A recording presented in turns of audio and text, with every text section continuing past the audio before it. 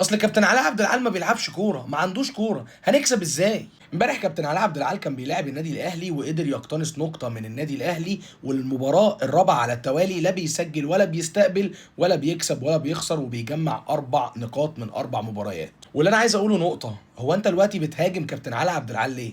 هو انت مالك اصلا؟